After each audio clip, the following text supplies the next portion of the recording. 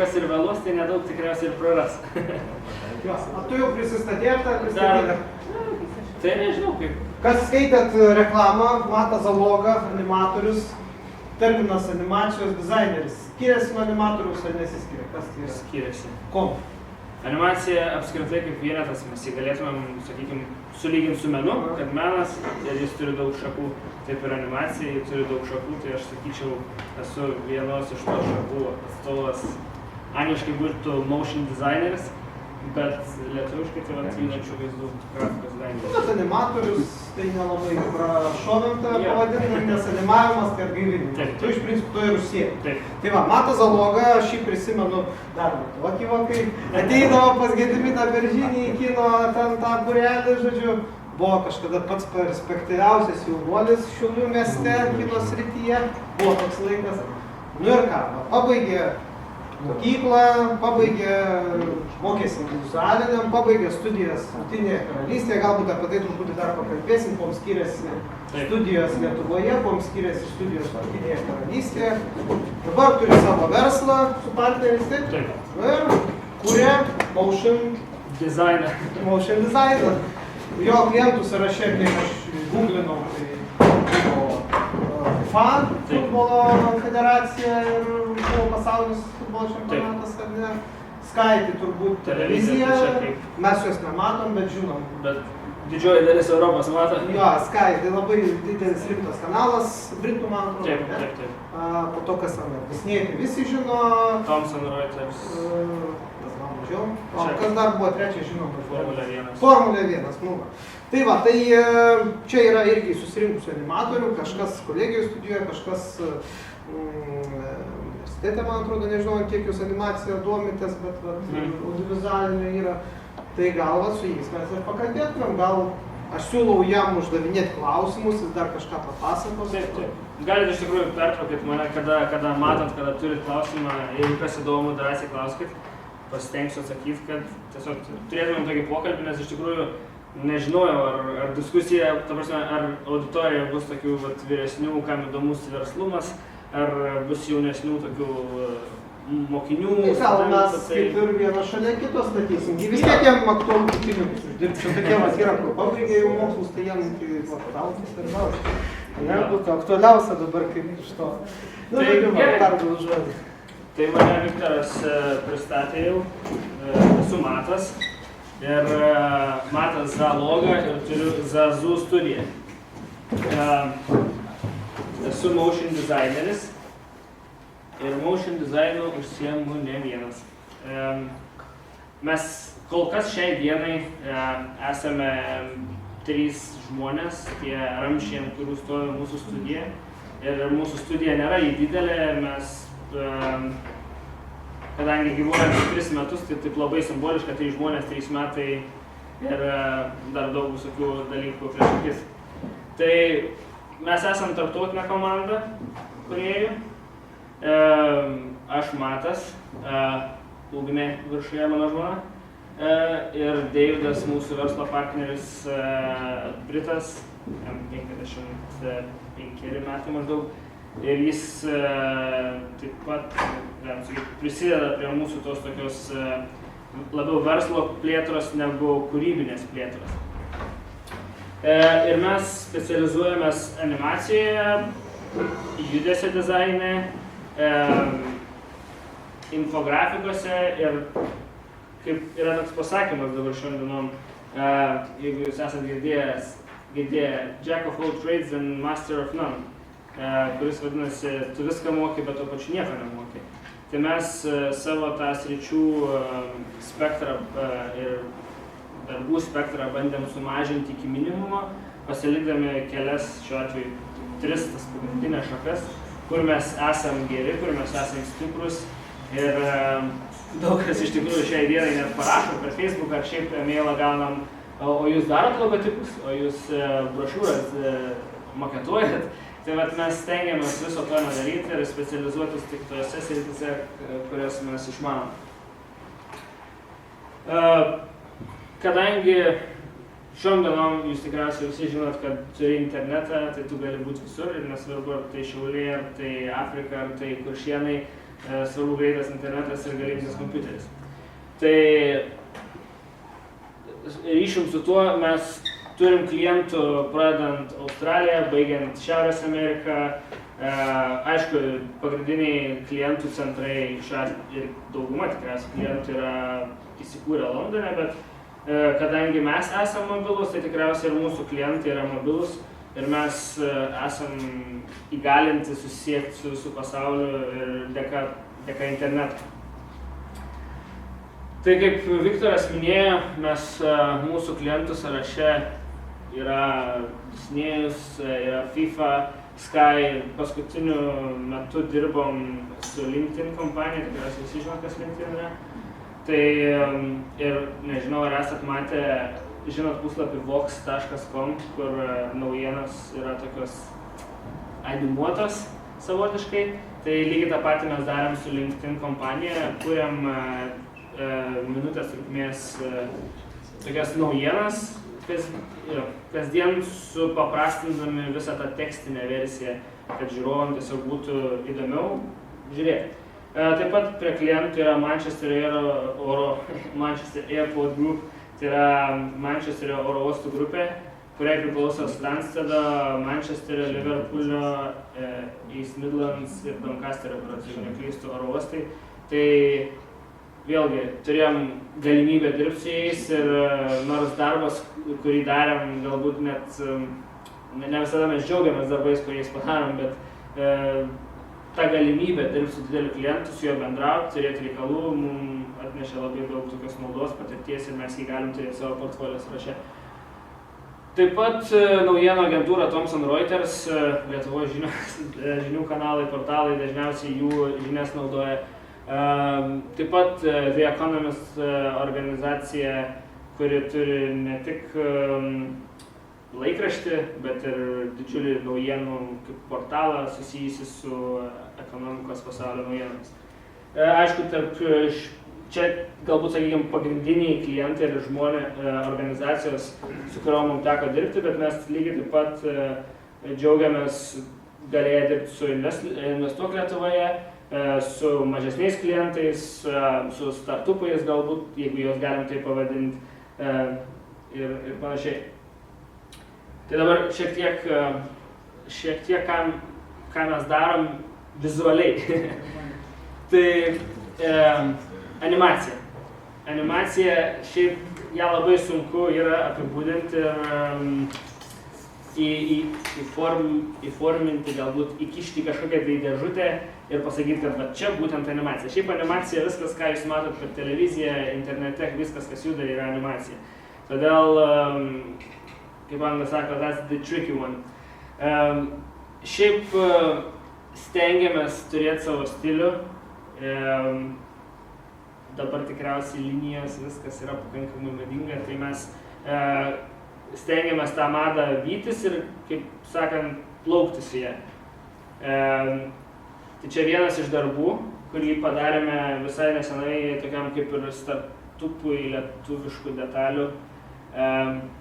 Jo, ir parodysiu aš jums galbūt filmuką prie to. Parodžiu trumpesnius.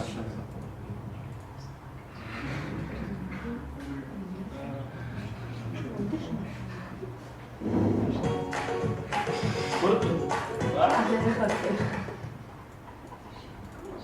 Tai čia animacija persipinusi kartu su motion designu.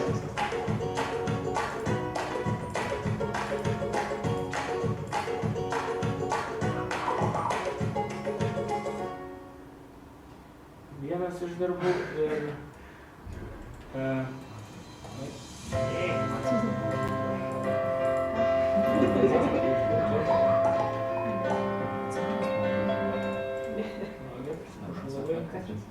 bet taip jau būna.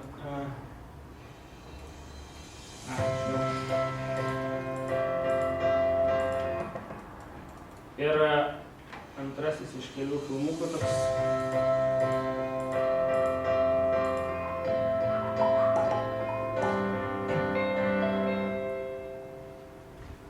Na ir čia tokie buvo labiau motion designo filmukai, bet pagrindinis filmukas, kurį jam darėm, buvo, sakykim, labiausiai animacinis.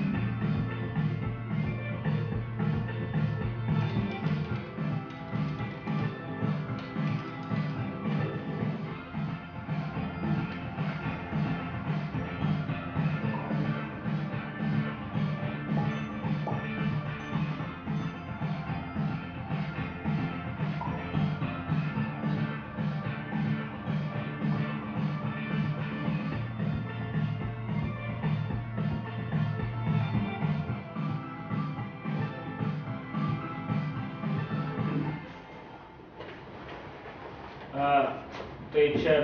Oi. Tai aš gal siūlyčiau, kad per daug tu mūsų neužhipnotizuotum, gal kažkas yra pavyzdys, gal kažkas kažką paklausti norėtų.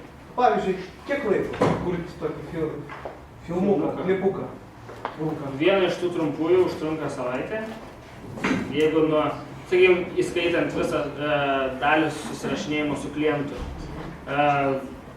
Patvirtinam idėją, padarom iliustracijas, kadangi mes jau turėjom tą stilių patvirtintą su ilguoju filmuku, tai viskas taip ir savaitės. O tą ilgesnį, aišku, kaip negaliu prognozuoti visko, bet grubiai, sakykim, mėnesį laiko, nes klientai dažniausiai būna neapsisprendę, jie nežino, ko nori, vienas siūlai, kitas siūlai, diskutuoji, randi gerą tinkamą sprendimą ir, sakykim, iki mėnesio laiko tokį filmuką užtrunka padaryti. Aišku, tą filmuką iki mėnesio užtruktų padaryti, jeigu dirbtų 2 žmonės. Bet jeigu dirbtų daugiau, aišku, daugiau darbo rankų, daugiau greičiau produktas pristatomas. O kokias įrankius, kokius naudojat?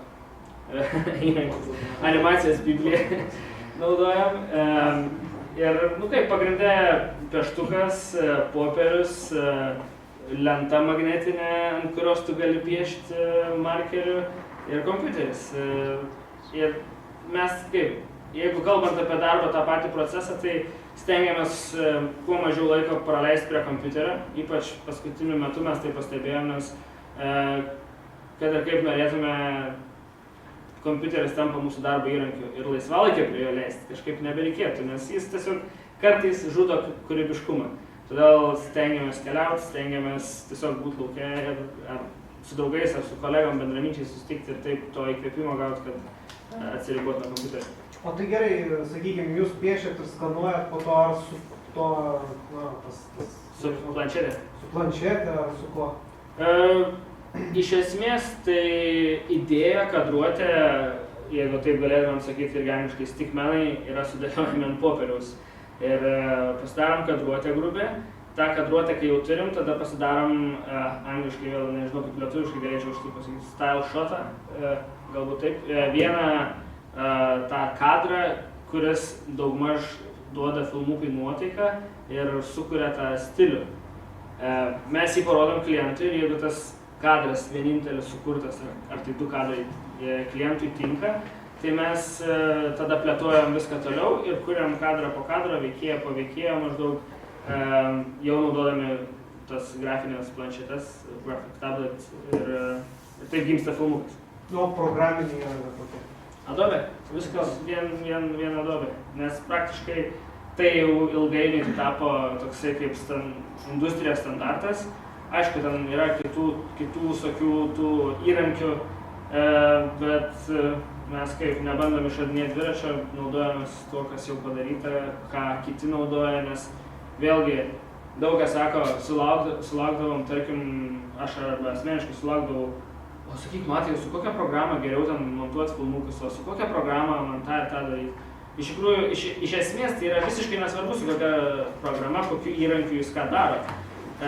Bet atsižvelgiant į tai, kad visa industrija dirba su tuo ir anuo, yra iš tikrųjų daug paprasčiau bendrauti, tarkim, kai du iliustratoriai dirba su Adobe iliustratorium ir jie gali lengvai apsikeisti failais, daryti pataisimus, negu vienas iliustratorius, tarkim, dirba Coreliu kokiu ir tada kyla labai daug problemų tam visam darbiniam procese ir tiesiog galim strikti labai rimtai, o kartais laikas pinigai, tai tokie dalykai mums netinka. O apie strigimą kalbant, geležies reikia ypatingos tokiem darbam, ar kažką standartinio? Ne, jeigu apie geležį šnekam, tai 2D filmukam, kokius jūs dabar matėt, geležies nereikia galingos, užtenka jūsų laptopų, užtenka, nežinau, tų paprastų, ne ultrabukų ten visokių, bet tiesiog laptopas su 8 GB RAM, SSD disku ir grafinė ta vaizdo plokštė šiek tiek, galbūt ne Intel tą integruota, jeigu jau taip nerenti visus tuos techninius dalykus. Bet viso to pilnai užtenka, nebent jūs jau norit žengti tokius plačius vandenis, kompleksinės, tas labiau kompleksinės animacijas daryti, daugiau tų sluoksnių, layers turėti. 3D animaciją galbūt naudoti. Kuo jūsų tas produktas galutinis bus sudėtingesnis ir kompleksiškesnis, tuo jums daugiau geležies rimtesnės reikės. O jūs, pavyzdžiui, projektą pradedat nuo pradžios iki galo, kaip nuo pradžios scenarijų patys parašot? Taip. Ar jums duoda scenarijų suanimuoti? Kaip dažniau būna? Vienas ar kitas atvejis? Sakyčiau 50-50. Pagrindinis kaip toks skirtumas tarp mūsų konkurentų, galbūt ir mūsų darbdavių reklamos agentūrų, yra tas, kad mes nesam reklamos agentūra. Mes esam tie darytojai, tie kūrėjai, kurie iš tikrųjų sukuria tą produktą. Nes šiaip paprastai, ką jūs matot mūsų kasdienę per mūsų televiziją, internete, dažniausiai būna taip, kad reklamos agentūra, sakykime, kokia Vilniuje esanti kokia Ogilvy ar Maken, jie gauna, vėl aš taip, jeigu jūs nieko prieš, angliškai stipriais terminais šnekėsiu.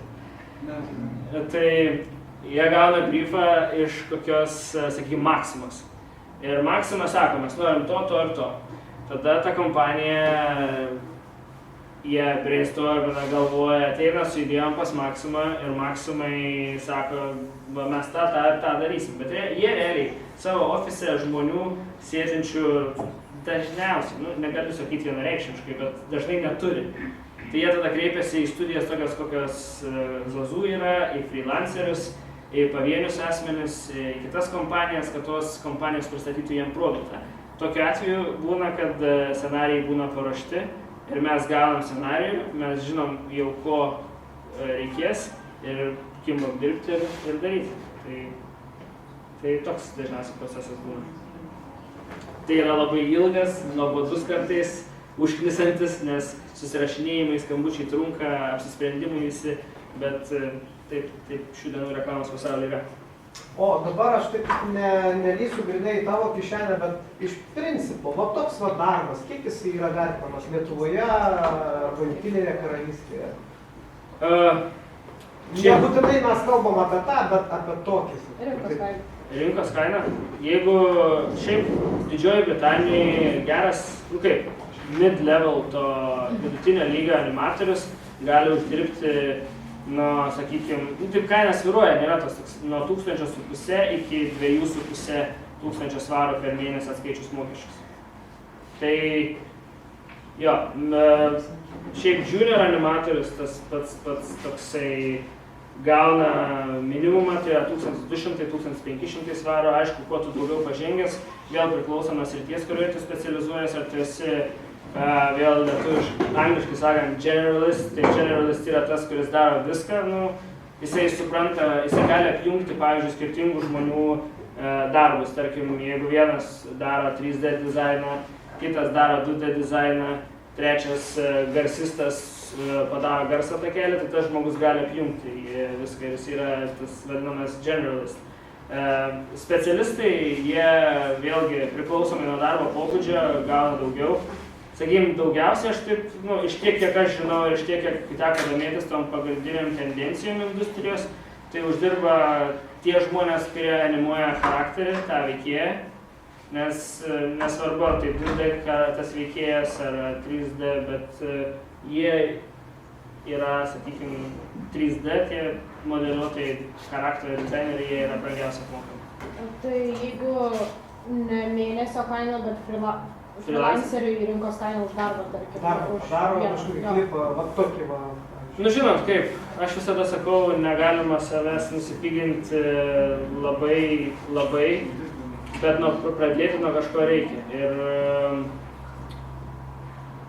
Ir čia, sakykime, toks sudėtingas, nes už darbą labai sudėtinga, iš tikrųjų, šiaip darbo kaina apsprendžia tai, kiek žmonių pamatys darbą, tai kiek reikės praleisti prie jo valandų nesukčiaujant, bet taip nuoširdžiai, kiek jūs grubiai valandų praleisit prie to darbo.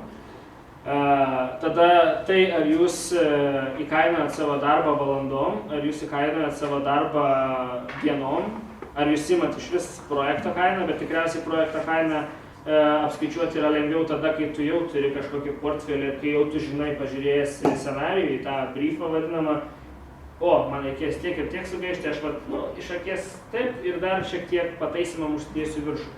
Tai jeigu Lietuvoje, nežinau, Lietuvoje 30 sekundžių, sakykime, filmukas, kuriame charakterio to animacijos nėra, veikėjas nejuda ir ten visokios formas keičiasi, dar kažkas ne 3D filmukas, sakyčiau, grubiai jau taip, jeigu freelanceris darytų apie 2000 eurų kainuotų. Pavyzdžiui, SMS kredit, bobutės paskola. Taip. Kažkas tokio, bobutės paskola. Tai tokie grubiai, bet čia vėlgi priklauso nuo agentūros, priklauso ar jūs samdo agentūrą, ar samdo pavienis asmuo, ar startupas koks, nes agentūros jos dažniausiai, sakykime, yra dosnesnės, pavienę asmenį galbūt sunkiau yra įtikinti, už ką jis moka, nes animacija, video, menai, kažkokia fotografija, jūs tikriausiai žinot, yra tokie menai, kurie nėra gražu. Ta prasme, tu turi pagrįsti savo nuomonę, kodėl tai gražu arba kodėl tai negražu. Ir mes kuriam visi menininkai, sakykime, kūrėjai, mes kuriam įspūdžius, mes nekuriam kažkokio tai dalyko, kuris klientui nepatiks. Tai mes stengiamės sukurti įspūdį ir iš tikrųjų įspūdį kaip tokį vienetą yra labai sunku parduoti. Čia šiek tiek, aš dar pratęsiu apie tai. Infografika. Tai čia yra iš tikrųjų mūsų tokia kaip ir nauja area, kurioje mes stengiamės specializuotis. Nežinau, ar esate iš tikrųjų kas nors Facebook'e matėt sklindantį infografiką per Lietuvą, tokį geltoną, ar matėt kas nors? Tai mes iš tikrųjų su žmona ir kolega marketingistu tą projektą pradėjom prieš metus su pusę, jeigu neklystu. Ir iš tikrųjų tai buvo visiškai nepelną siekiantis projektas, kurį, sakykime, mes darėm po pamokų, tai šiuo atveju po darbo. Ir kadangi gyvenom užsienį tuo metu, tai sugalvojau su tokia idėja, kad čia Lietuva reklamuojasi vienaip ir trečiaip ir kitaip. Ir iš tikrųjų tas įspūdis, kokią Lietuva save pristato užsieniečiams, būtent užsieniečiams, ne lietuviams, yra labai fragmentuotas ir labai skirtingas, labai sunku jį suprasti. Todėl aš galvoju, o kodėlgi nepabandžiu sukurti infografiką, nes plus tuo metu infografika apskritai kaip toksai kūrybinis vienetas buvo labai pradėjęs plisti internetuose visose. Ir sugalvojau sukurti infografiką, kuriame būtų tokia pagrindinė ir galbūt man labiau aktuali informacija arba informacija aktuali mano draugui Anglui, kuris atvyktų į Lietuvą ir jam norėtų nuvykti kažkur, norėtų kažką pavalgyti, norėtų aplankyti kažkokią vietą. Tai sukūriau tą infografiką pačioj pradžioj, po to prisidėjo kolegos ir paleidom internetinį puslapį tulithuania.com. Labai paprasta, labai jokių kažko per daug nėra, yra tik infografikas, iliustracijos. Taip pat sukūrėm Facebook'o puslapį Ir tiesiog paleidom į platų pasaulį. Kai paleidom į platų pasaulį, pasirodė susidomėjimas. Susidomėjo visokie dizaino blogai mūsų tuo infografiku. Behance pastebėjo tą infografiką, jis buvo lietuviškai, nežinau, bet angliškai tai buvo featured infografikų sekcijoje. Po to skiltyje. Po to iš tikrųjų, kadangi jau atsirado srautas į mūsų puslapį, atsirado judėjimas kažkokia sklaida tarp užsienyje gyvenančių lietuvių, kurie tą infografiką rodė savo užsieniečiams draugams, ne lietuviams. Tada infografikos susidomėjo Lietuvos turizmo departamentas. Turizmo departamentas ambasados, pradedant Didžiosios Britanijos ambasadą, Latvijos, Estijoje esančios Lietuvos ambasados, Vokietijoje esanti Lietuvos ambasada. Žodžiu, sulaukėm daug tokio teigiamo dėmesio. Ir aišku, kiek sulaukėm teigiamo dėmesio, sulaukėm ir neigiamo dėmesio. Čia tikriausiai labiau galėčiau tai susijęti su tuo, kad ką jūs bekurtumėt, visiems neįtiksi tikriausiai. Ir kai mes padarėm tą infografiką, paleidom tą, visi sako, kur Kaunas, kodėl Kauną minėjot? Kodėl pasigėrot Kauną, kodėl Šiaulių nėra? Nes yra Vilnius, Klaipėda, ir kažkur buvo, kad jo, tai tiesiog, kadangi tai yra viskas buvo tiesiog asmeninė iniciatyva, mes galbūt kai kurių dalykų nepragalvojom ir tai buvo visiškai, sakykime, kūrybiška iniciatyva, o ne marketinginė iniciatyva, nes kaip minėjau, mes nesam, aš ir kolegos nesam mes marketingo specialistai kažkokie, todėl mes labiau į viską žiūrim iš tos kūrybinės pusės ir siekiam gauti tą kūrybinį pasitenkinimą didesnį negu kažkokį tai parduodam, gaunam pinigus už tai. Ir ilgainiui, kaip jūs matote tą infografiką, mes animavom ir po to mes į tą principą, kuriuo vadovaudomėsi dirbom prie šio infografiko, mes stengiamės perkelti dabar į naujus darbus ir, sakykime, stilistiškai tas Boomfix video labai panašus. Motion dizainas, judesio dizainas. Tai jeigu kalbant apie judesio dizainą, tai, sakykime, šiai dienai tai yra didžiausia pyrago dalis, kuo mes užsiimam. Ekrane jūs matot The Economist tokio filmuko ištrauką, kadrus. Tai aš galbūt labai daug neišsiplėsdamas jums jį parodysiu. Ir bus galima geresnį įspūdį susidaryti.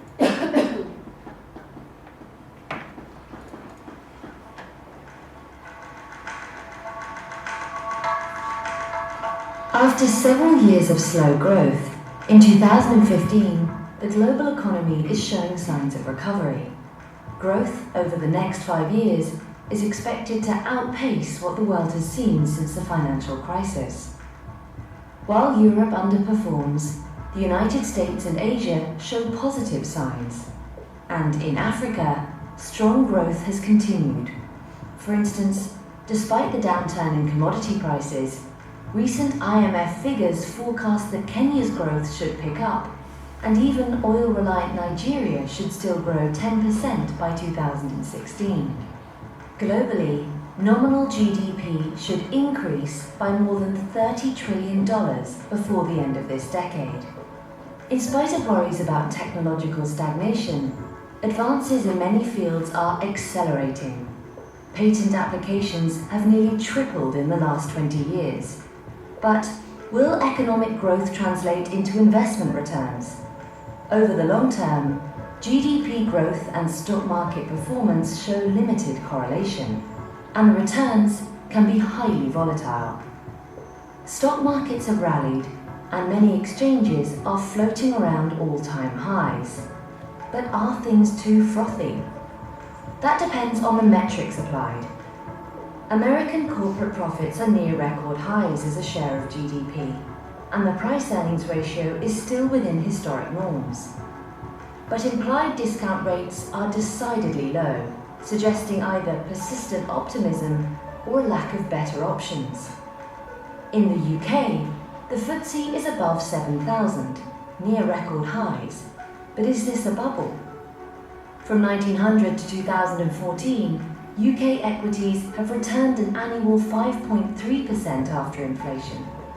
However, since 1999, the FTSE has delivered almost no capital gains. After including reinvested dividends, this rises to 3.4%. A potentially volatile market offers all-time highs despite below-average returns.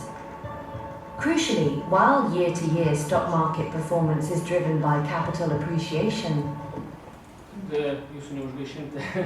Aš tą filmuką sustabdysiu.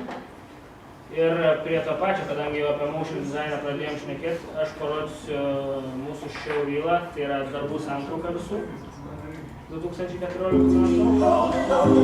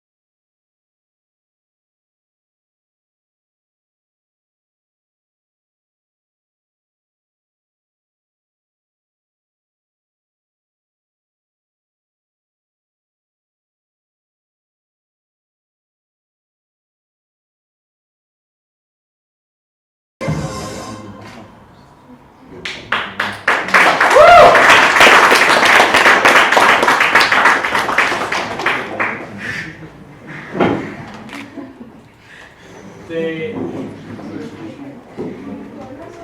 tęsiam toliau apie darbus.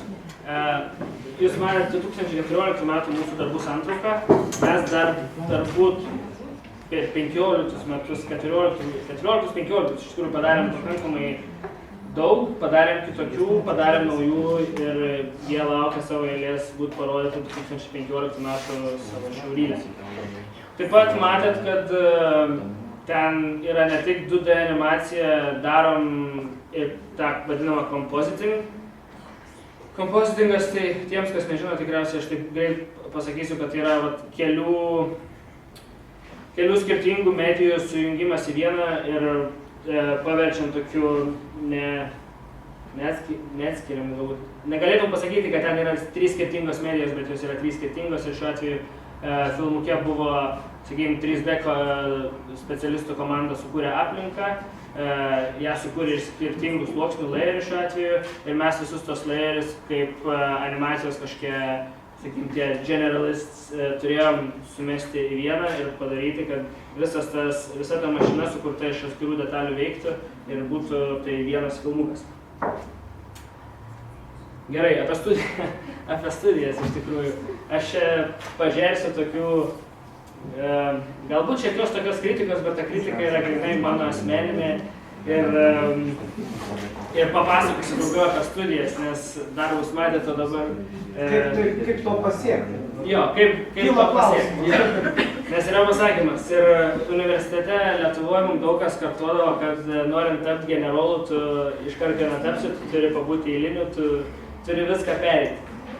Ir šiai dienai galiu pasakyti, kadangi kaip aš pats dar visai jaunas esu, kad nėra to shortcut tokio, kad tu nukirsi kelius, peršoksi tvoras ir tu jau būsi ten, sakykime, animatorius, ne animatorius, grafikos dizaineris, kuris eurus kišenėse varto. Taip nebus. Tai kalbant apie studijas, kodėl aš išdėjau klaustuką virš žodžio studijas, tai vat, aš iš tikrųjų klausiu, ar tai yra studijos, ar tai yra studentavimas. Kalbant, dabar pašnekėsiu trumpai labai apie, palyginsiu Šiaulių universitetą, savo patirtį Šiaulių universitete ir patirtį Didžiosios Britanijos universitete, nes gal kas žino, kažkas nežino, įstojau Šiaulių universiteto audiovizualinio meno specialybę ir ten praleidau metus laiko. Ir vieną dieną atėjo kažkokia apvaizda, supratau, kad o ką aš veiksiu po 4 metų. Ar aš eisiu dirbti Brukne ir už ką aš tada nusipirksiu kokį, sakykime, mašiną, arba už ką aš turėsiu pavalgydinti savo vaikus. Ir tada pagalvojau, kad toks darbas turi labai mažai perspektyvų ir man tikriausiai reikės labai kovoti su savim, turint didelės ambicijas ir kažkokio tai momentų jų neįgyvendinti. Tai šiuo atveju studijos Šiaulių universitete man išvelgiau kelis pliusus, tai buvo pigus ir patogus gyvenimas, nes pats esu šiaulietis, gyvenau Šiauliuose, tėvų bute, sakykime, mokesčių mokėti nereikia, netoli centras, gali visur suvaikščioti, irgi išlaidų kažkokių papildomų nereikia, tarkim, jeigu tu išvažiuotum į kitą miestą.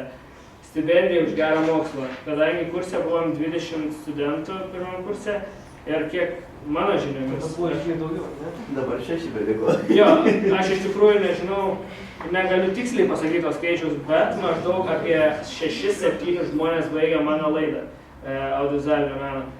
Tai iš 20 lieka 7, tai gali pats galvoti, kodėl jie iškrito, kodėl tų žmonių nebeliko. Stipendija už gerą mokslą, tai kadangi pats buvau glaudžiai susijęs su kūryba, kaip Viktoras minėjo, užsiėmiau animacinių filmukų kūrybą, fotografija man iš tikrųjų buvo pakankamai svetima, tai visa ta kūrybinė pusė buvo nesvetima ir studijos šiek tiek siejasi su jie, todėl už gerą mokslą gavau 270 litų per mėnesį, jo, bet juos gavau tik antrame pusmetyje. Taip pat buvau aktyviai įsitraukęs į Šiaulių universiteto studentų atstovybės veiklą. Ta veikla irgi man davė šiokių tokių dividendų, vėlgi gavau stipendiją ir tai buvo gerai. Kita vertus, neigiami dalykai. Aš buvau galbūt tas maištininkas ir manęs kursiokai, kai kurie galbūt nemėga, nes sakydavau, klausyk, sakau, davai darom filmuką, padarom filmuką, sudalyvaujam konkurse. Ir jie sako, ką, filmuką, kokiam konkurse, ką tu čia šneki. Tada mes su kitų kursiokų pakankamai tokių bendraminčių padarydavom filmuką. Kaip tik Gediminas Beržinas dar mums pagelbėjo vieną filmuką, kuris apsilankė čia. Padarėm filmuką, sudalyvavom konkurse, gavom padėką. Universitetas savo internetiniai svetainiai parašė padėką universiteto studentams, šiuo atveju mums. Ir tada visi kursiokai buvo tokie labai nustebę, kad o jūs padarėt filmuką, bet taigi čia nieko nėra, mes irgi būtumėm tai padarę. Tai ką aš noriu pasakyti, čia galiu pabrėžti vieną iš tų punktų, tai yra nemotyvuoti studentai. Ir labai gaila, bet tai yra tiesa, ir dažnas studentas, kalbu tik apie Šiaulių universitetą, negaliu apie kitą švietimo įstaigas šnekėti, ir tik apie menų sritį galbūt, yra nemotyvuotas.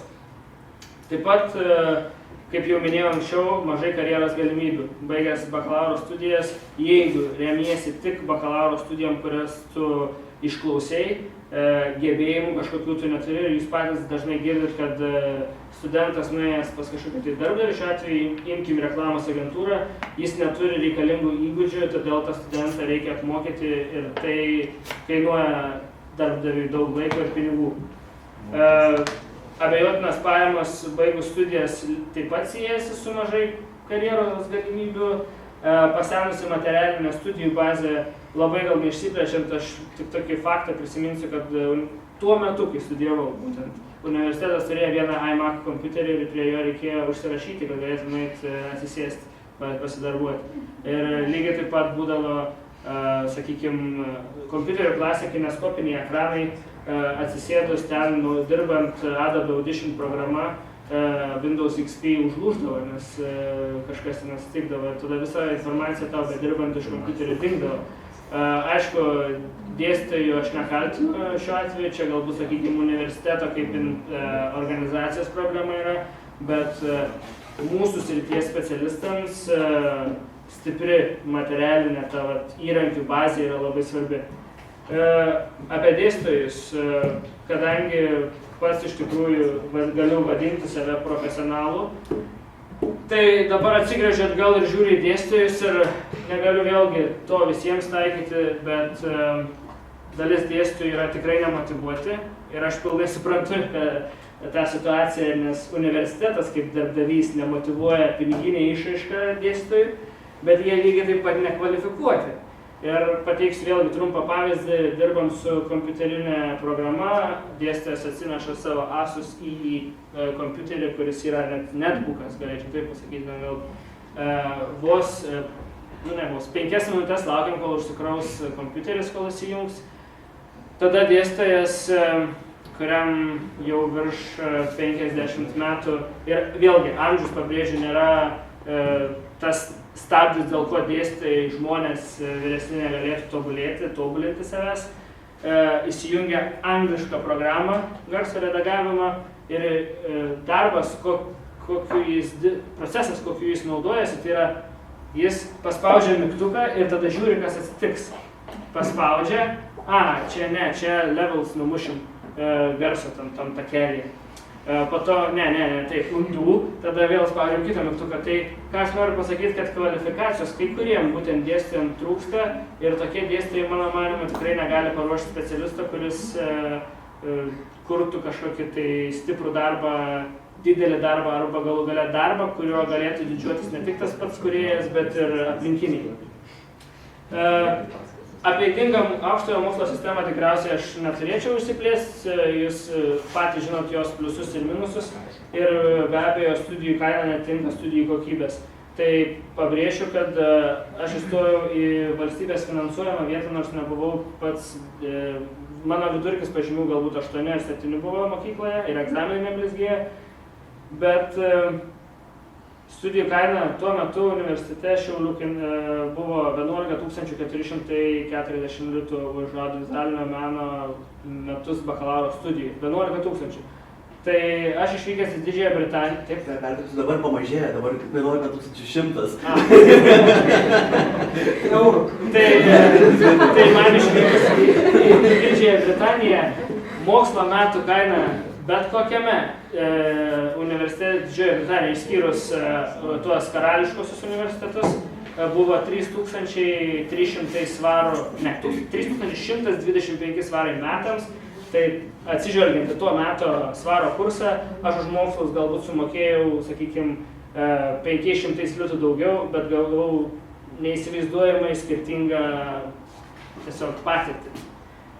Ir be to, jeigu pagalvotumėm apie kainą, tai jūs įsivaizduokit, jūs per 4 metus į aukštąjį mokslą sudedat 40 000 litų, o kada tie pinigai atsipirks, kiek valandų jūs turėsit praleisti prie kompiuterio, grafinių dizainerių brukniai. Tai aš čia kaip pavyzdys, arba pramuštgalvė, arba kitoj kokiai nors kompanijai, ir kada jūs tos pinigus uždirbsit, kada jūsų mokslas atneš jums tikrą naudą. Tai mano išvada yra iš tikrųjų, kad viskas vyksta tikrai ne čia. Ir jeigu kalbant vėlgi apie logotipą, kadangi minėjau, jog aktyviai buvau įsitraukęs į Šiaulių universiteto studentų atstovybės veiklą, buvau pakviestas dirbti prie naujo Šiaulių universiteto įvaizdžio darbo grupės ir buvau vienintelis studentas iš 12 000 ir buvau tas žmogus, kuris, sakykime, atstovavo studentų balsą. Labai gaila, bet mano balsas ten nebuvo išgirstas ir dideli dėdės priėmė savo sprendimus, tai jūs matot logotipą ir žinot tai, ką turim. Studijos Derbio universitete. Vienareikšmiškai studijos užsienyje nebuvo 100% visiškai teigiama patirtis ir tai neidealizuoju šios situacijos. Nors Derbio universitetas turi daugiau pliusų negu minusų.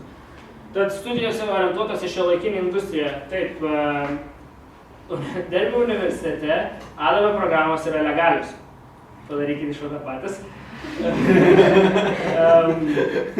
Po to šiuolaikinė industrija studentai dirba prie Apple kompiuterių, prie kurių nereikia užsirašyti. Daug karjeros galimybių. Kompanijos palaiko ryšius su tam tikrais universiteto fakultetais. Nesvarbu, ar tai būtų Derbio universitetas, ar tai būtų kitas universitetas. Ir kompanijos atstovai eina pas universitetus ir dėstytojai klausia apie talentingus studentus ir skelbia konkursus. Už konkursus yra skiriami apdovanojimai, taip yra motyvuojami studentai, taip yra kuriamas karjeros galimybės ateityje, taip yra motyvuojami studentai, kažką ugnelė įžiūrima, daryti kažką, kurti kažką.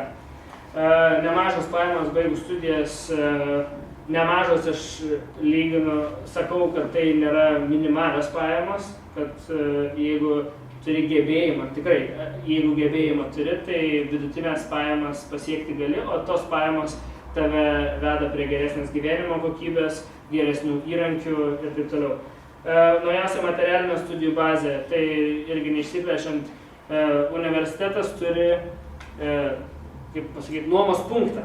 Su studento pažymėjimu tu ateini į nuomos punktą ir tu išsinuomai nuo red kameros, kam aktualu filmavimai, iki apšvietimo, lempų, grafinių planšečių, vakom su Cintiq'o vaizdu joje, iki Apple kompiuterio 2 dienom, iki 3 dienų tu gali parsinešti namo. Iki pakrovėjų grafikos planšetėms skirtingi tie antgaliai piešti. Žodžiu, tu viską gali parsinešti namo, pasinaudoti. Taip yra sukuriamas galimybės studentams atvykusiems iš užsienio, iš provincijos ar nedidelės pajamas gaunantiems studentams. Jiem nereikia namie pirkti nešiojamų kompiuterių, jie gali naudotis universiteto materialinę bazę. Aišku, tai yra tų limitų, tu negali ilgiau laikyti daiktą pas save nei 3 dienas, nes tada grėsia baudos 30 svarų už valandą, bet universitetas investuoja į savo bazę. Lygiai taip pat galimybės dirbti studijuojant, motyvuoti ir kvalifikuoti dėstytojai, tai yra irgi labai svarbu, nes dėstytojai dažniausiai yra padirbę savo industrijoje, yra sertifikuoti ADB, sakykime, produktų specialistai ir jie yra specialistai ne tik dėl to, kad jie turi tą popierėlį, kuriam parodo, kad aš moku dirbti ADB, bet jie moka ir bendrauti su studentu, moka motyvuoti studentą, ko dažnam, sakykime, vyresniam žmogui trūksta, o motyvacija, sakykime, mano manimu, tai yra 50% viso studijų proceso. Stipendija vėlgi, minėjau, galimybę naudotis universiteto techniką namuose ir studijų kaina atitinka studijų kokybę. O tai ką tokia didelė stipendija? Metai. Taip. Bet ta stipendija, kadangi mes lietuviai taupus, jinai labai į naudą, nes mama dar atsiunčia kruopų siuntinėlį. Apie minusus, nepigus ir neipač patogus gyvenimas. Jeigu reikėtų lyginti su Šiauliais ir nesvarbu, ar tai būtų Vilnius, ar tai būtų kitas miestas, bet kuriam pasaulio gale, kad tai nepigu yra faktas. Ir nepatogus gyvenimas, taip, tai yra skirtinga kultūra ir viskas nauja, nesvarbu, kad tai žavi tuo pat metu, bet tai tuo pat metu kelia daug tokių sunkumų. Šeima ir draugai Lietuvoje, kitiem galbūt tai nesvarbu, ir jie susiranda naujų draugų, bet man asmeniškai tai buvo pakankamai didelis toks iššūkis, kaip tiesiog aš pasiilgau tų žmonių. Brangus mokslas, sakykime, tikrai jis buvo brangesnis už studijas Šiauliuose, bet nereikia pamiršti, kad dar yra papildomų išlaidų apart studijų kainos. Ir kalbos barjeras, tai sakyčiau, kalbos barjerą sulyginčiau su kultūriniu barjeru, nes daug dalykų mes, pavyzdžiui, nesuprantam jų juokelių, kai kada išsireiškimų. Ir visi tokie paprasti dalykai, jie iš tikrųjų apsunkina šiek tiek tą kūrybinį procesą, nes aš kaip lietuvis kurdamas animaciją, sakykime, kokiam Britui, aš savo žinutę galbūt ne visada tiksliai perteiksiu, nes jūs tikriausiai visi žino Tado Vidmanto filmukus, tarp lietuviai yra žiauriai populiarūs, bet užsieniečiai jų nesupranta, nes jie Vytauto reklamos jie nesupranta, todėl kad jie nežino, kas Vytautas yra. Suprantat, tai lygiai taip pat ir mes galim kur galim daryti, bet kitą kultūrą perprasti iš tikrųjų reikia labai daug laiko. Ir taip, sakyčiau, tai nesibaigiantis procesas yra. Tai čia mano studento gyvenimas Didžiojoje Britanijoje Derbyje. Derbys be to yra Šiaulių dydžio miestas su Kauno gyventojų kiekiu. Už nuomą mokėjau 480 svarų už vieną kambarį, tai yra labai daug, bet tos pinigus užsidirbdavau freelancindamas, dar šeima mane šiek tiek rėmė. Čia kaip tik su tokiu senu laptopu dariau MSI, dar, kuriam net 4 GB RAM nebuvo projektą universitetui. Skalbinius irgi džiaudavau kambarį, nes būdavo labai drėgna lauke, tai nieks nedžiūdavo. Tai irgi taip pat buvo ir kirpyklą nejau, nes pinigų neturėjau. Tai va, Derbio universiteto pastatai, čia tik kelios nuotraukos susidaryti įspūdžiai. Čia jūs matot, čia yra menų fakultetas, į kurį Richardas Bransonas, seras Richardas Bransonas investavo labai daug milijonų svarų. Ir, kaip jau minėjau, galima išnuomoti daiktus, galima naudotis universiteto infrastruktūrą ir menininkam tai labai palengvina gyvenimą. O kas Bransonui iš to? O Bransonui iš to, kad Bransonas augina naujus talentus. Sau. Nu jo, tai va, jeigu rastų universitetas tokius investuotojus. Kas šiandžių pažįstas? Jo, Tai ką dabar pas mane Šiaulių universitetą irgi galima daiktų įsinuomoti visokius fotoaparatus, viską pasiimti, jau tobulėja. Taip, čia tas labai gerai. Ir su makais jau geriau. Ir su makai jau visose klasėse nereikia užsirašyti, gaila. Visai painiai taip. Jeigu grįžtant šiek tiek dar... Vieną minutę ir išeinu, gerai? Mes išeisim tuoj. Aš įsiterpsiu labai trumpai, keliems sakiniam, gerai? Mes Matu pažįstam jau labai senai. Ir norėčiau pasakyti, kad galima ieškoti priežasčių ir panašiai, bet kai Matas atėjo ir visur, atėjo į būrelį, jisai darė, kūrė, ėjo ir nežiūrėjo, kas trukdo ar netrukdo, jisai mokyklą, po mokyklos, iš karto stoja tenai, jisai jau įstojęs, aš kiek atsimenu, sakydavai, aš viską moku, ką mane mokė pirmų metų, jis jau atsinešė gebėjimus ir mokėjimus ir turėjo didžiulį ryžtą siekti pats, nelaukė, kas užmotyvuos, pats save motyvuodavo ir todėl šiandien visi galim džiaugtis juo. O dabar ačiū tau, perimsiu aš kitą kartą. Jo, laukiam Gedimino Beržinio. Aš labai atsiprašau. Jo, kitą. Laukiam. 7 dieną 15 valandą, tai yra pirmadienis. Gediminas Beržinis stovės toje vietoje, tai laukiam jūsų po savaitgalio. Apie prodiusavimą. Todėl sakau, dabar visi mes džiaugiamės Matu ir norim visi sakyti, kad tai buvo mano mokinys, visi daug žmonių jau nori tą sakyti, o jisai visą tai padarė pats sukūrė savo erdvę, pats gilinasi ir yra motyvuotas. Tiek norėjau įsiterpti ir važiuojam greitai. Ačiū, iki. Ir dar labai gerai, Gediminas paminėjo tokį vieną labai faktą svarbų, kad nesvarbu, kiek universitetai duoda ar neduoda, viskas priklauso tik nuo jūsų pačių, nuo to, kiek jūs patys darysit, kiek jūs užsimsit patys, kiek jūs motyvuosit save. Tai labai sunku, ne kiekvienam pavyksta, galbūt ne iš pirmo karto, kartais būna tų kaip, angliškai vėl, kaip linksmai kanėlių roller coaster. Tu važiuoji aplink į viršų, į apačią ir labai sunku, bet tai padaryti galima. Ir kaip man atsimenu mokytoja kažkokia mokykloje sakė, Matai, tu eini menų studijuoti. Sakau, taip. Sako, jeigu juk neįstosiu. Sakau, neįstosiu. Sako, taigi piešė paveiksliukus prie Palangos tilto už 30 litų. Tai man tai buvo toks nematomas, sakykime, motivatorius, kodėl aš turiu kaip tik savo galbūt įrodyti, kad iš meno galima gyventi, iš meno galima kažką daryti. ir būti laimingam. Ir dar universiteto bazę pabrėšiu tai, kad Šiauliuose buvo sunku kažką gauti. Mes labai retų daiktų kažkokių pasinaudojom. Priešingai dirbę universitete buvo galima viską gauti, bet vėlgi nepasinaudojom visko. Ir net, nežinau, iš vis beveik nieko aš nebuvau paėmęs iš tos bazės, todėl kad yra pagrindinis ir esminis skirtumas. Kai tu nieko neturi, tu stengiasi iš nieko kažką labai gero sukurti. O kai tu turi viską, kai tu turi kūrybinę laisvę, kažką pakartoti tą pačią sėkmę, kurią tu padarai neturėdamas nieko, yra labai sudėtinga ir iš tikrųjų ne technika apsprendžia mūsų tą visą kūrybinį rezultatą. Ar aš dar turiu laiką šiek tiek? Taip. Gerai. Tai čia buvo etapas, studijų etapas ir jeigu jūs dar turit klausimų kažkokių, drąsiai klauskit, pertraukit mane, aš pasistengsiu atsakyti ir apšviestis. Padarykim dabar nejaukią pauzę, kas tas nors paklausti. Gerai, padarykim nejaukią pauzę. Ar turit klausimą? Taip, dabar dėl studijų, sakyk, ar iš savo patirties nestudijuojant niekur, nei universitete, užsienyje, nei universitete Lietuvoje, ar įmanoma pasiekti savo jėgom tiek ir tu pats? Ta prasme, kur tokius filmukus? Įmanoma. Aš manyčiau, kad įmanoma. Labai iš tikrųjų galiu pabrėžti vieną dalyką ir paantrinti tau, kad šiai dienai, kur man teko bedirbti, kokioj ar tai kompanijai, ar dabar jau turint savo verslą, niekas, nei vienas žmogus nėra paklausęs, ką tu esi baigęs. Nei vienas žmogus neprašė parodyti diplomą. Absoliučiai.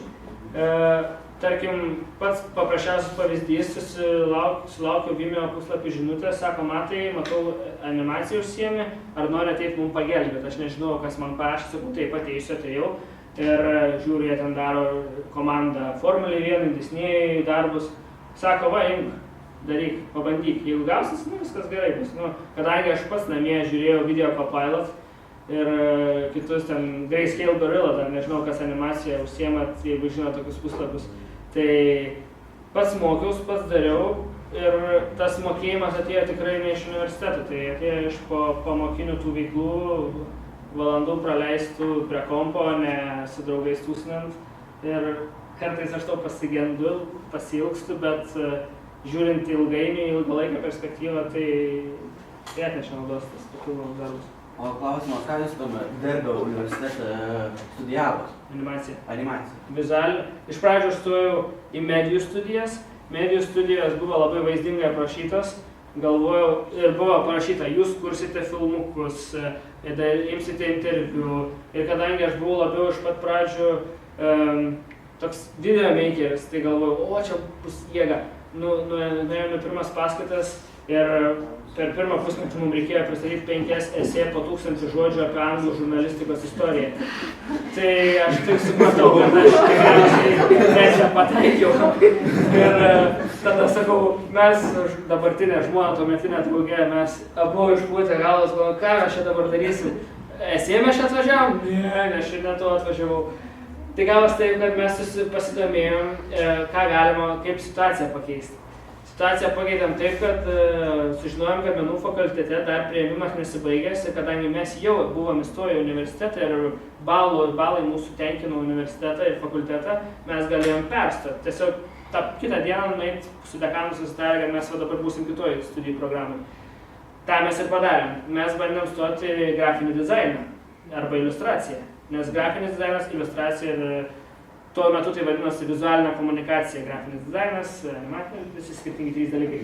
Ir bandėm nueiti stoti į grafinį dizainą, aš galvoju, ką, aš piešiu, aš grafikas esu, būsiu grafikas, bet tuo metu dariau filmukus namie. Ir tuo parodžiu, ką aš dariau. Tai buvo freelancinimas ir viskas vyko labai lygiai grečiai. Va.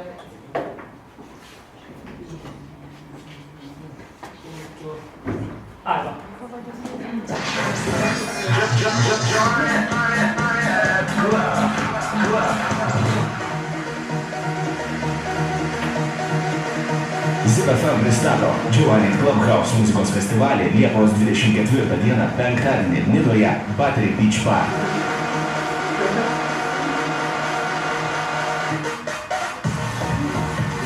Per vieną naktį 11 geriausių house muzikos didžėjų ir 2 live pasirodymai. Festivalyje gros Giovanni, Deep Ink, Flux and Beats DJs, Santi Touch, Andrius Rio, Modako, Adam Vicious, Funky M, house muzika, jūra, paplūdimys, kokteiliai bei šokiai iki paryčių. Su geriausiais house muzikos didžėjais iš Lietuvos. Liepos 24 dieną Nidoje Battery Beach Bar.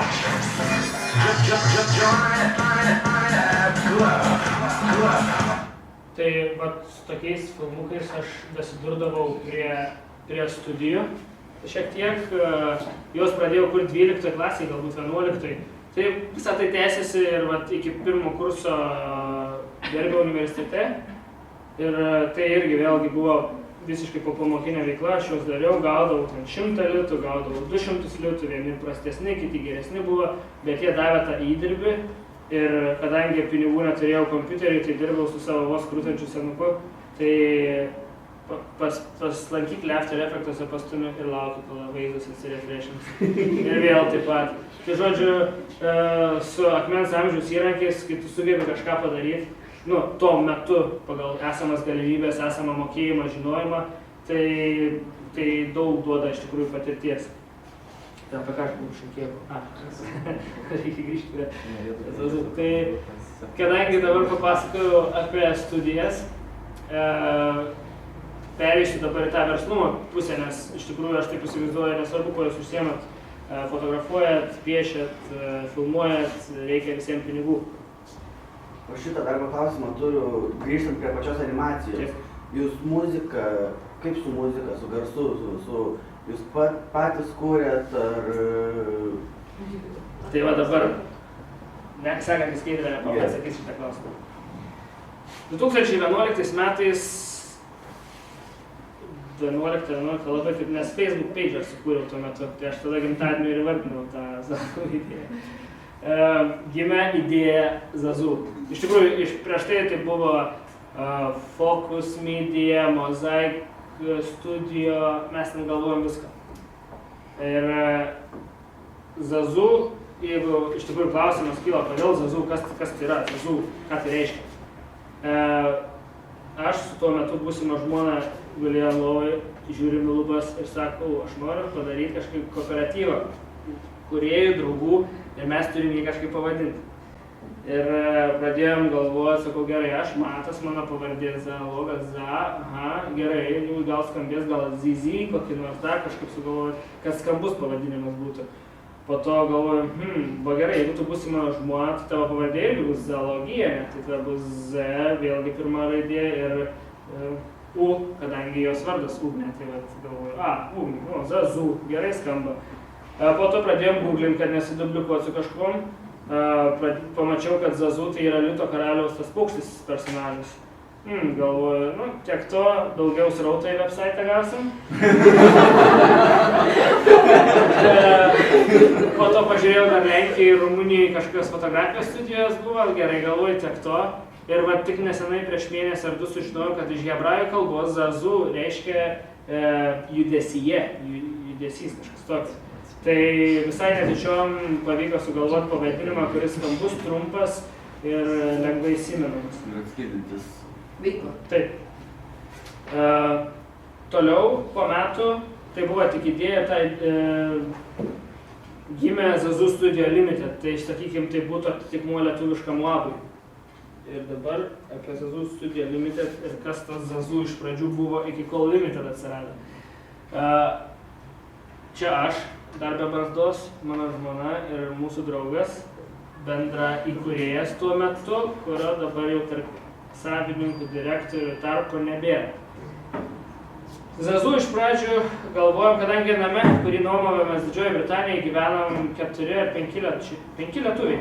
Ir visi buvo menininkai. Vienas studijavo architektūrą, dviese studijavo animaciją, kitas vaikinas studijavo filmų studijas ir trečias muzikos industrija, kažką tokio. Jo, jis realiai kūrė muziką. Tai mes, kadangi visi tokio panašių bangavimų galvojom, o davai padarom kažką. Mes atskirai po vieną esam labai nykus ir niekam neįdomus. Tai mums reikia būti vieningiem ir tik tais būdami krūvoj mes būsim pastebėti kitų ir galbūt kažkas kiti norės mus, sakykime, pasamdyti, nes tai bus paprasčiau tiesiog.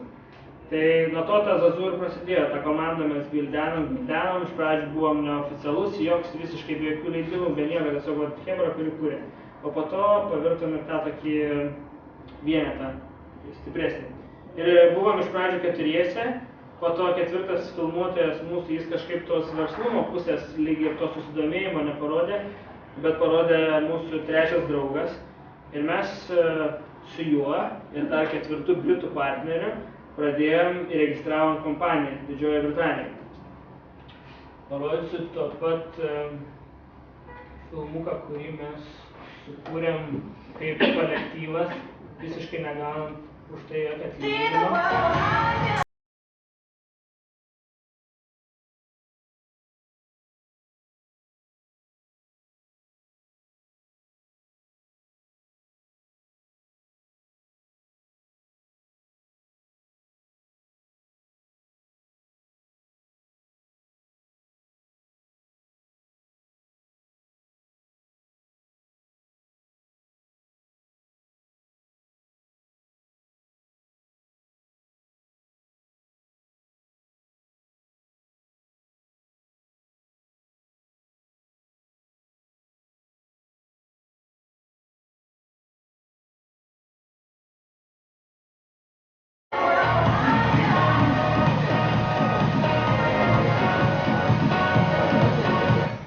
Trumpai tariant, šis filmukas neturi jokios nei kūrybinės, gal šiek tiek turi, bet labai mažai kūrybinės vertės ir mes jį padarėm, pamatę internete skelbimą, ne skelbimą, bet konkurso skelbimą, kuriame rašė, sukurkite filmuką, kuris parodo, kad jūs labai mėgstate tūsintis ir laimėsi žmogus ar tai komanda gaus 2 bilietus Swedish House Mafia David Guetta koncertą. Tai gerai, sakom, padarom, davai. Tai vat stimulas atsidaro, tai buvo vėlgi ne universiteto visiškai veikla. Paėmėm, padarėm filmuką, draugai balsavo, laimėjom bilietus į koncertą į Londoną. Ir labai, bet tuo metu neturėjom pinigų, tai važiavom. Ir bilietų parduoti ir pavyko. Tai, bet laimėjom. Svarbu dalyvauti, sakom. Tai va, tai ką aš norėjau pasakyti, kad iš tikrųjų svarbu vėlgi kurint, fotografuoti, bet ką daryti, tą drive'ą jausti po pamokų. O tai apie garsą. Tai vat garsas, tai vat draugas. Šiuo atveju tai čia garsą mes tą takelį pavogėm ir taip reikėjo daryti. Bet kitais atvejais, kadangi draugas, jis studijavo muzikos industriją ir jisai dabar veikėjas ZPFM, kartais groja. Žodžiu, jis šiaip mėgsta kurti muziką ir kurdavo iš atskirų tų vadinamų samplų, kartais pats įrašinėdavo, ką rečiau darydavo, tai progai pasitaikius jis sukurdavo muziką nuo A iki Z. Progai nepasitaikius mes muziką pirkdavom iš Audio Jungle ar dar kokių nors puslapių, arba prašydavom, tiesiog susisiekdavom su atlikėjui, klausdami, ar mes galim tavo muziką panaudoti tam ir tam. Jeigu taip, jeigu ne. Bet kuo toliau, tuo labiau, tik šiaurylam su subtitruose parašytais kreditais atlikėjai naudojam muziką, tą vadinamą voktą.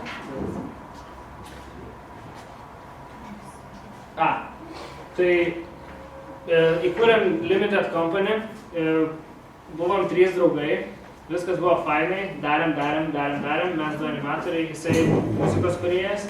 Ir tada kažkaip atėjo ta draugai, bet tada ateina pinigai, ateina verslas, reikia kruopų už kažką nusipirkti. Ir mes su drauge tuo metu viens kitą taip paremdavom ir, iš tikrųjų buvo sunku. Ir šiaip ne taip tą sunkį periodą išgyvenam, kur draugas, kadangi mes buvom tie darytojai animacijos ir daugiausiai animacijos darbų ateidavo ir ne visiems tikrai darbam reikėdavo muzikos, tai jis darbo kaip ir neturėjo. Tad jis tos savo dalies negaudavo ir kadangi jis dalies negaudavo, tada jam tiesiog pasidarė žmogui sunku gyventi. O kadangi žmogui sunku gyventi, tada tu ieškai alternatyvų, tada jis susirado darbą restorane Ir taip po biškį po truputį baigėsi jo kūrybinis kelias. Ir tai iš tikrųjų turiu pastebėti, kad tai yra visiškai natūralu tarp mūsų kūrėjų. Iš tikrųjų be galo sunku yra praeiti tą kelią, kada tu pradedi kažką ir kada tai tampa kažkokiam tavo stabiliom pajamom. Vieniem pasiseka, sakau, iš pirmo karto, kitiem nepasiseka apskritai, bet tai yra be galo sunku ir labai gaila, kad mūsų keliai tada mes su draugu bandėm kažkaip šnekėtis. Aš galbūt tuo metu jo situacijos nesupratau, nes galvoju, tai imk, daryk samplus, dėk audio jungle, pardavinėk savo muziką, kurk užsklanda telefonam, kai būna, Didžioji Britanija iš tikrųjų labai populiari muzika yra ta on hold, kol tu lauki, kol atsilieps kažkas. Gal mes daug šnekėjom, bet mūsų tikriausiai požiūriai nesutapo ir labai gaila, bet teko išsiskirti. Ir jis mūsų tą direktorių komandą, tą įkūrėjų komandą paliko ir dabar šiai dienai jis su Zazu nieko bendro neturi. Ir vėlgi turiu pabrėžti, kad jeigu jūs kažkokią veiklą pradedat su labai artimu žmogum, draugu ar giminė, labai tikėtina, kad tie santykiai gali pasisukti nelabai tinkamą linkmę, nes pinigai tada visas draugystės tikriausiai nužudo ir reikia būti tiesiog labai atsargiem su tuo. Be abejo, mūsų užnugarėje žmogus už kadro visą laiką buvo Britas partneris. Istoriją apie jį tuoj papasakosiu. Nors gal dabar turėčiau papasakoti. Jinai tokia labai keista. Mūsų draugas, pastarasis Karolis, ieškojo darbo. Aš tuo metu freelancinau, draugė irgi dirbo visai kitur. Ir jis ieškojo darbo ir nuėjo į vieną kompaniją, kaip garso dizaineris junior kažkoks tai. Ir per darbo interviu, šnekėdamas su savo būsimu darbdaviu, jis vietoj to, kad pasakotų apie savo darbą, jis pasakojo apie Zazu darbą. Nors Zazu nebuvo, Zazu niekas nebuvo, tai buvo tik tais idėja galvoje su, galbūt, neatsimenu, buvo websaitas. Žodžiu, jis kalbėjo daugiau apie Zazu negu apie patį save. Taip gavosi, kad interviu pabaigoje būsimas jo darbdavys sako, klausyk, sako, tu gali supažinti mane su tuo matu. Tuo metu aš dirbau ir dariau darbus, tokius, to ir parodysiu.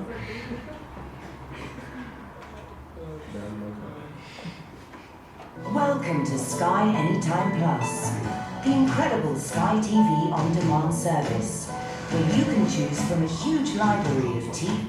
Žodžiu, dariau tokius darbus, aš pats viso to grafikos 3D nekūriau, mano rolė buvo esančią informaciją ekrane pakeisti naują. O kadangi televizija yra kaip didelis aparatas, tai ten tų video per savaitę bene 10 būna, tai tik spėk keisti informaciją, renderiuoti naujus filmukus. Bet tai leido man suprasti tą visą, kaip sakykime, 3D veikimo principą, labiau įsigilinti tai, pagilinti žinias ir taip toliau. Aš dariau tuos darbus, o mūsų partneris, tuo metu dar būsimas partneris, norėjo sužinoti apie mane daugiau.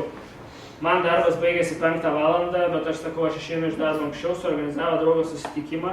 Aš einu susitikti su kažkokiu nepažįstamu dėdė, kuris yra labai, vyresnis ir draugu.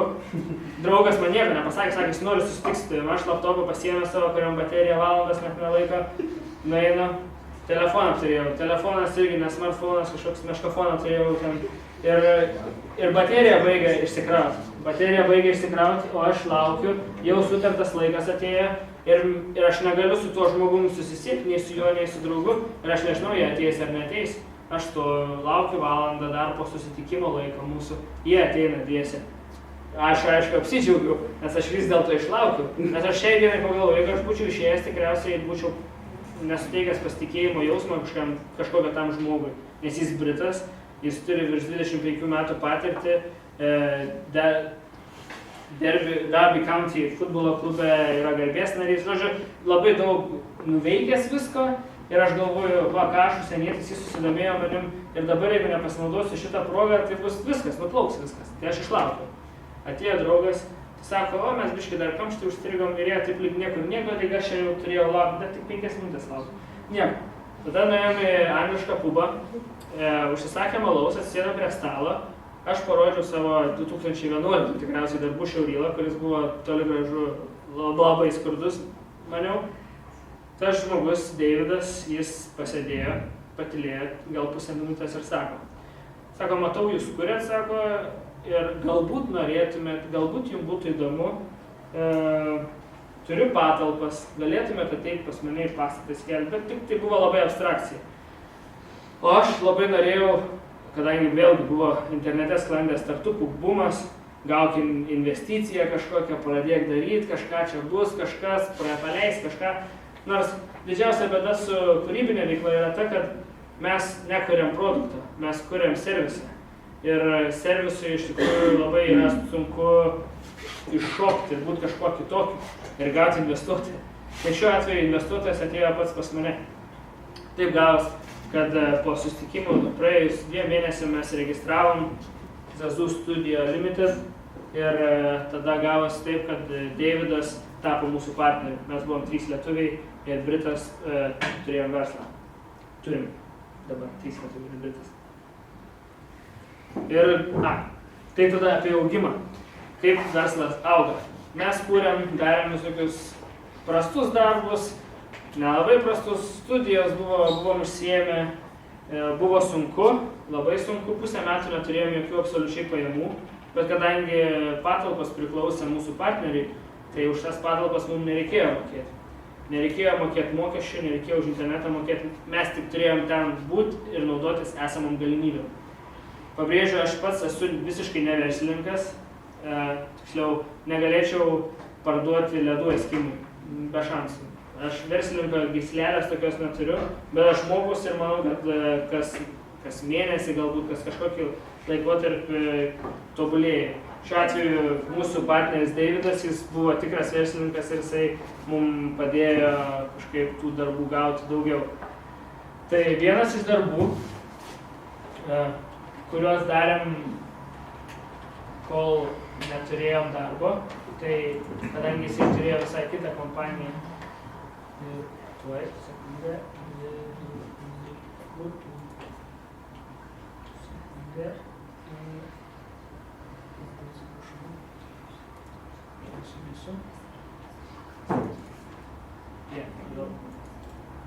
tai mes kūrėm darbą dar. Čia ilgas filmukas, aš jums tik dalį jo parodysiu.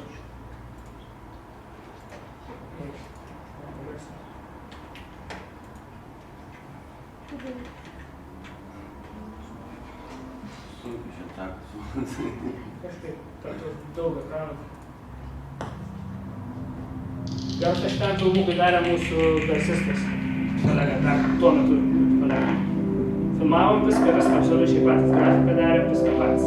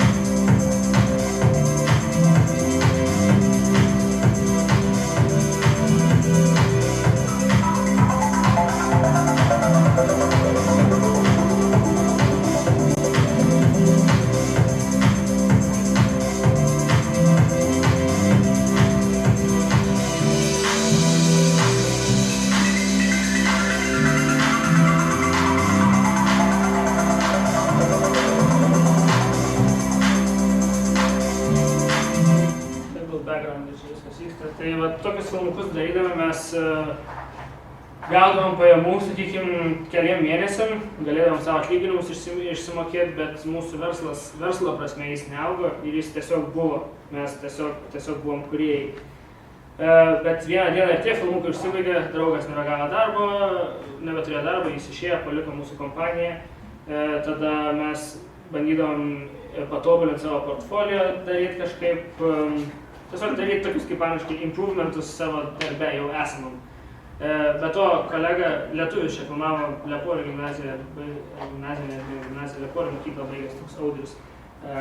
Filmavo ir labai gaila, kad jis labai, mano supratimu, jis akį turi, gebėjimą turi su juo malonu dirbti, bet savo pomėgį filmavimui ir savo studijas filmavimui jis šiek tiek apleido ir dabar visiškai tuo nebeužsiema. Tai labai gaila, bet va čia tikriausiai vėl dar vienas pavyzdys, kaip tikriausiai pinigų poreikis paima viršų tos kūrybinės laisvės.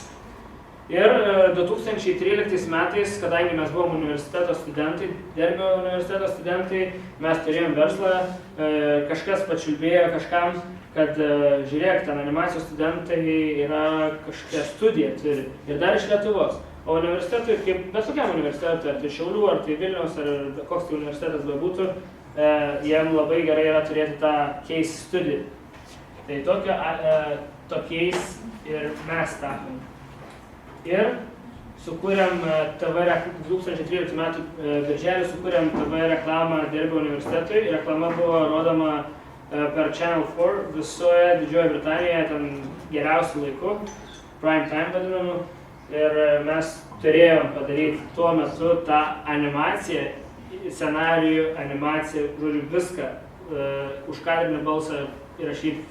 Ir mums iš tikrųjų buvo labai didelė atsakomybė. Nors žinojom, kad universitetas iš mūsų nieko nesitikė, nes buvo, studentai padarys ten, bet ką. Bet iš tikrųjų mums patiems tai buvo labai didelė atsakomybė ir tuo metu, kiek mes to žinojimo, gebėjimų turėjom, mes tą reklamą padarėm. Dabar aš ją jums parodau. Are you ready for university? To get involved in new societies? To challenge yourself and try new things? To express and develop your talent? To innovate and create? To be ambitious? Are you ready to build your future with the University of Derby? Visit us at derby.ac.uk/ready. Tai sukūrėm šitą animaciją ir jeigu dar grįžtant prie garso temos, tai kadangi ir savo garsistą nebeturėjom, mes garsą dizainą padaryti kreipėmės Šiauliuose, nežinau, gal nebe Šiauliuose, bet Lietuvoje esame kompanija Sonar Ideas. Taip, gas, tai yra. Yra? Yra. Tai va Sonaras, jie darė garsą. Tai mes jau... Paveriškės registruoja. Jo. Tai mes samdėm juos, mes jau kaip verslas mokėjom jiem pinigus už tai, kad jie sukurtų mums garso takelį. Ir tą reklamą bekuriant dirbom mes su drauge ir Anglė kolegė, mūsų Harrietą. Tai mes šiek tiek pakeitėm komandą, sakykime, vienas išėjo, kitas atėjo žmogus, bet taip mes išmokom to tokio daugiau komandinio darbo, jie darė iliustracijas. Žodžiu, buvo tokia nauja patirtis. Ir galų gale, vėlgi, kadangi universitetui reikia gero tokio įspūdžio, ir kaip mes vieni kitiem tikriausiai talkinam, universitetas džiaugiasi, kad universiteto studentai ir dar iš užsienio padarė kažką. Jie paėmė iš mūsų interviu, parašė straipsnį apie mus, bet lygiai taip pat ir mums buvo didelė nauda, tokia didelė patirtis labai reikšminga padaryti kažkam kažką, nes mums ir darbo pinigų reikėjo. Žodžiu, kaip abi pusės viena kitą patenkino. Po to prasidėjo visokie interviu, parašymai, teko lankytis BBC Radio Derby ir tenais šauvai. Ir ten lankytis ir tiesioginėme eterio metu šnekėti ir pasidalinti tiesiog patirtim, kaip teko tą projektą kurti, nors vėl tuometinė patirtimi verslumas. Kadangi, kaip jau minėjau, pats nesu labai didelis verslininkas, aš labiau esu kūrėjas, amatininkas, galbūt galim taip sakyti. Ir verslumą iš tikrųjų apibūdinti ir įkišti kažkokią vėlgi vieną apvalkalą, jį būtų labai sudėtinga. Sakyčiau, net... Noriu kitaip mintį išdėstysiu gal geriau. Verslas, mano manymu, yra tai, kad tu gali pavalgyti, apsirengti, sumokėti mokesčius, šiuo atveju, sakykime, ar tai nuoma būtų, ar kas tai būtų. Ir visą tai tu padarei, tai jau yra verslas. tu gali iš to gyventi. Kas mūsų Lietuvoje iš tikrųjų supratimas apie verslą yra šiek tiek dar šiai dienai susiduri su to archaiškas, kad jeigu tu pasakai, kad esi verslininkas, tada daug kas galvoja, aha, mašinas varai iš kažkur. Ne mašinas varau. Tada sako, aha, tada tu kažkokią machinaciją nusiemi, kažką neaiškaus tu darai. Ten jau kažkas su tavim, jeigu tu verslininkas, tai kažkas ne to. Tai vat, buvimas užsienį, ta patirtis ten iš tikrųjų suteikia to tokio kitokio požiūrio į verslą ir jie pamokė to, kad iš tikrųjų nors versle svarbiausia pelnas ir tie pinigai, bet tie pinigai ateina palaipsniui. Tu negali, ypač iš kūrybinės veiklos, tikriausiai nardyti taip, tikėdamasis, kad va dabar tau honorarą duos kažkas ir tu jau būsi ir verslininkas, ir labai didis menininkas. Tai su to, kaip su to verslu yra? Aš manau iš tikrųjų, kad kiekvienas kūrėjas, jis didelis ar mažas, sėkmingas ar nelabai, jis turėtų turėti mentorių. Šiuo atveju mano gyvenime man pasisekė, kad aš turėjau 2 mentorius tikriausiai. Vienas mentorius buvo Gediminas Beržinis ir jisai tokio daug supratimo apskritai apie, nežinau, industriją gal davė. O kitas mentorius buvo mūsų verslo partneris. Ir jis vėl davė kitokį supratimą, bet jis davė supratimą apie pinigus, kaip valdyti kompaniją, kokių klaidų nedaryti geriau, o ką geriau daryti. Po to manau, kad verslą galima padaryti arba iš savo veiklos uždirbti, žinant, suprantant jį, kas tai yra. Nes kiekvienas iš mūsų vėlgi tą sampratą turim kitokią, kaip jau minėjau, vieni galvoja apie didelius pinigus, tai atėjom nesvarbu daryti gerą produktą ar nelabai, svarbu pinigų būtų. Bet tą verslo sampratą, brūkšnelis galbūt etika, irgi labai svarbi.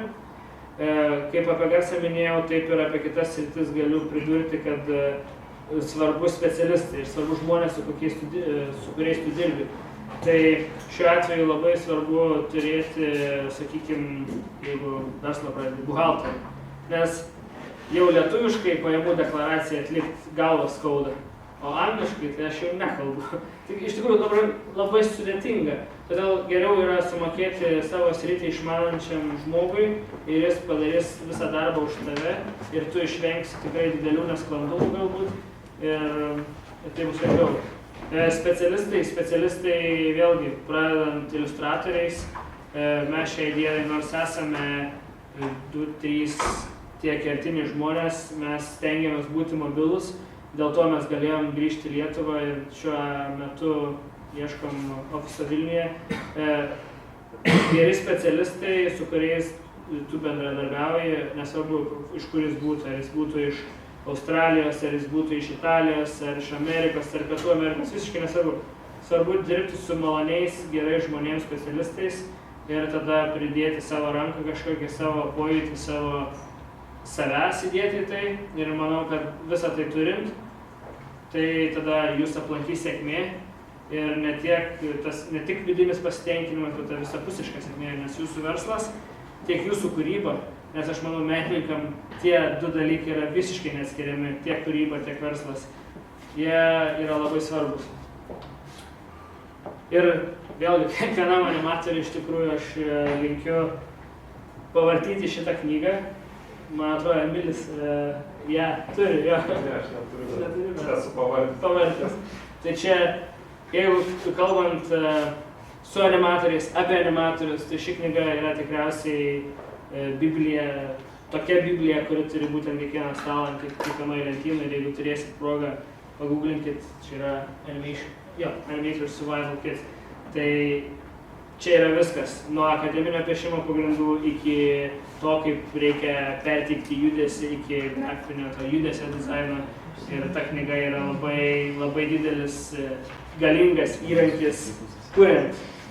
Galima klausimą, yra vis tiek jūs mokotės iš kažkokių pavyzdžių, paprasme vis tiek kokie efekčiukų judėti, kas dabar madinga ir panašiai. Ne iš LNK, ne? Iš kur? Iš geriausių, tik iš geriausių. O ką rekomenduotumėt, ką reikėtų pasižiūrėti? Siūlau vardinti akis Behance, Motion Grapher, Net berods ir Vimeo puslapiuose.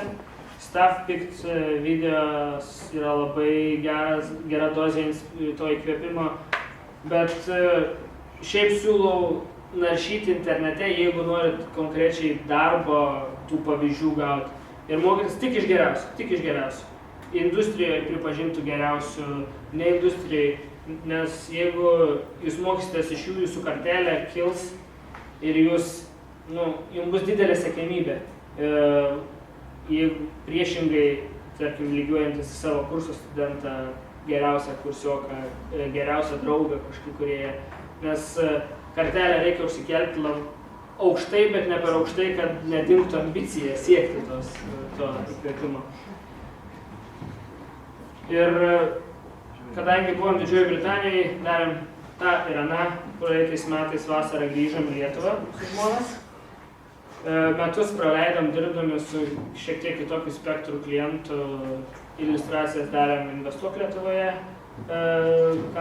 organizacijai, dirbom su lietuviškais keliais startupais, dirbom su LinkedIn kompanija ir padarėm dar daugiau darbų, ženklių, sakykime, mums.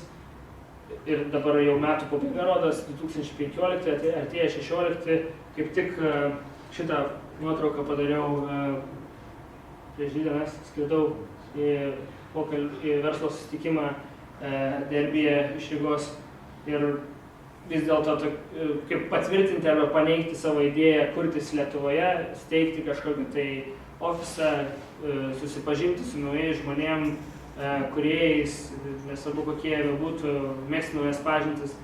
Tai šiai dienai mūsų planuose yra ofisas Vilniuje ir kadangi turime atstovybę Derbyje Didžiojoje Britanijoje, tai norime tapti tiesiog tarptautinė kelių žmonių kompanija, kūrybingų žmonių kompanija, kuri iš tikrųjų nebijo iššūkių ir yra atvira visiems nuo jauno studento, nes mes patys tokiais buvom ir žinom, kaip reikia motyvacijos patarimo, kažkokio, nežinau, bet ko pokalbio prie kavos galų gale, iki to, kad mes esame profesionalai ir galime padaryti gerą darbą, būti konkurencingi jau tarp esančių senų vilkų.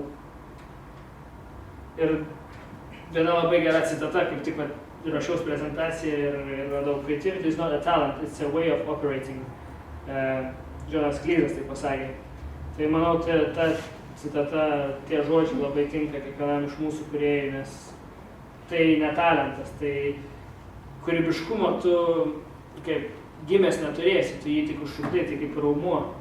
Tu jį gali paversti vis stipresniu ir jeigu tu tuo neužsimsi, tas gebėjimas jis dings. Viskas.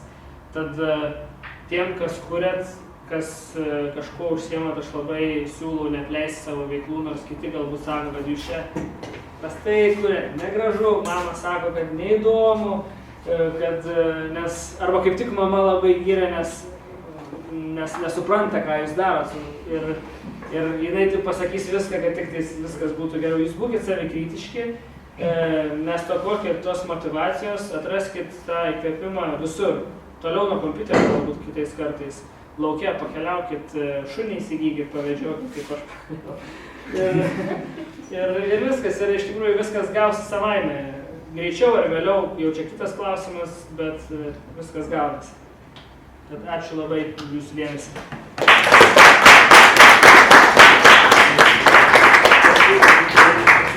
Kokį protingą klausimą dar noriu paklausti. Paprastai nedrįsta jie prieš. Ne, paprastai klausimą, gal kam įdomu, kas nors. Klausimas, jūs, pavyzdžiui, savo firmą nežadat jos plėsti? Plėsti, kurią prasme? Daugiau žmonių, daryti kokią grupę, 10-20 žmonių projektų. Su to plėtimus yra toks, taip mes norim plėstis, taip mums reikia žmonių. Šiai dienai mes dirbam su iliustratoriais, animatoriais iš Didžiosios Britanijos, garsistais iš Lietuvos. Ir mes manom, kad nedidelę komandą yra daug lengviau suvaldyti ir šių dienų pasaulyje, įsivaizduokim, tarkim, šį mėnesį mes turim labai daug darbo ir mums reikia, tarkim, 10 žmonių. Anksčiau versluose, ypač kūrybiniuose versluose, būdavo labai paprasta tiesiog priimti žmonės, juos pasamdyti ir turėti savo ofise. Praeina mėnuo, baigėsi darbai ir tie 10 žmonių sėdi prie kompiuterio ir neturi ką veikti. Tai mes remiamės logiką tokią, kad remiamės freelanceriais, bet norime prijungti 2-3 galbūt žmonės talentingus prie savo komandos, iliustratorių, animatorių ir tikriausiai marketingo kažkokį žinovą tų visų reikalų specialistą, kad tiesiog viskas eitųsi sklandžiau, nes patiems jau tuo užsiimti ir žinojimo trūksta ir gebėjimų. Tai kur siūsti CV? O CV iš tikrųjų, mano manymu, vėlgi CV yra geras dalykas, bet kuo toliau, tuo labiau CV miršta ir jų nebereikia ir viską apsprendžia tiesiog pokalbis ir jūsų darbas. Nes negana to, kokį jūs darbą padarytumėt, kokie jūs talentingi bebūtumėt, jeigu jūs būsit zanūdos ir negalėsit dirbti komandoje ir būsit labai aikštingi kažkiek susireikšminę, nieks su jums dirbti nenorės ir niekam jūs nebūsit reikalingi. Taip kad... Jo. Klausimų dar? Mes būsime jūs.